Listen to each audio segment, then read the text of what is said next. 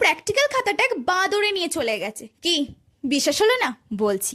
Hi everyone, welcome back to my বাঁশ ভরা জীবন। এই ব্লগটা আমি মাঝরাত থেকে শুট করেছি এবং সারা রাত ধরে লিখেছি। তোমরা রিয়েলাইজ করতে পারবে কতটা প্র্যাকটিক্যাল আমার বাকি রয়েছে। এরপর আসি মোস্ট ইম্পর্টেন্ট একটা কাজ, কি জানো? আঁকা। क्या बोला तूने?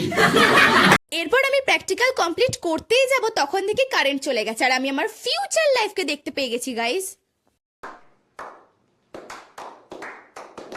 এত কষ্ট করে প্র্যাকটিক্যাল কমপ্লিট হওয়ার পর আমার ফেস এক্সপ্রেশনটা দেখতে পাচ্ছ। এরপর আমি তাড়াহুড়ো করে রেডি হয়ে ট্রেনে চেপে অটোয় বসে পৌঁছে যাই কলেজ। Oh my God!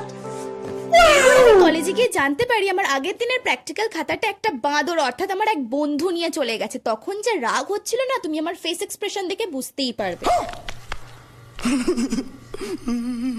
এরপর আমি নিজেকে অনেক কষ্টে শান্ত করাই এবং দেখি। এরপর আমরা ভাইরাস ক্লাস করি এবং রিয়েলাইজ করি স্যার শুধু পড়ায়নি, আমাদের মাথাতেও ছেড়ে দিয়েছে। এরপর আমরা পাগলের মতো হাসতে হাসতে বাড়ি যাই। তোমরা প্লিজ চ্যানেলটিকে সাবস্ক্রাইব করো। বাই।